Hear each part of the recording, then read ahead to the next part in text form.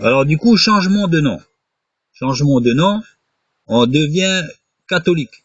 On devient catholique. Il faut dire que le pape s'appelait avant évêque de Rome. Ça n'a même pas été le pasteur, c'était un évêque. Alors qu'on sait très bien dans la Bible, les évêques, il y a les diacres, il y a le pasteur. Le pasteur, normalement, c'est celui-là qui s'occupe, comme l'apôtre Paul, qui s'occupe des brebis du Seigneur, d'une église, d'une assemblée.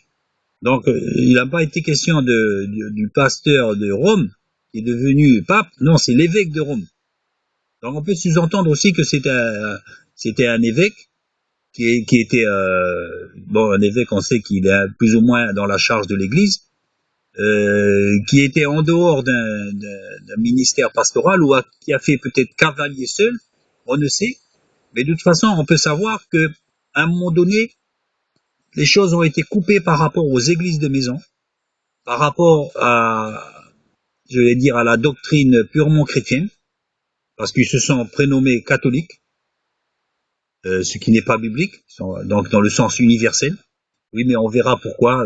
On peut très bien s'appeler catholique et pourtant en faire plutôt une religion. C'est ce qui a été, c'est ce qui est aujourd'hui, avec toute une série et panoplie de doctrines catholiques. Donc ils se sont appelés donc évêques de Rome par la suite après pape. Donc on voit les dérives sont venues petit à petit.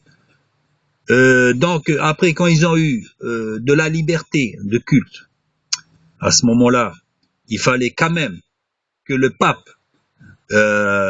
soit, je veux dire, homologué par le César. Il fallait qu'ils aient l'approbation de la curie romaine.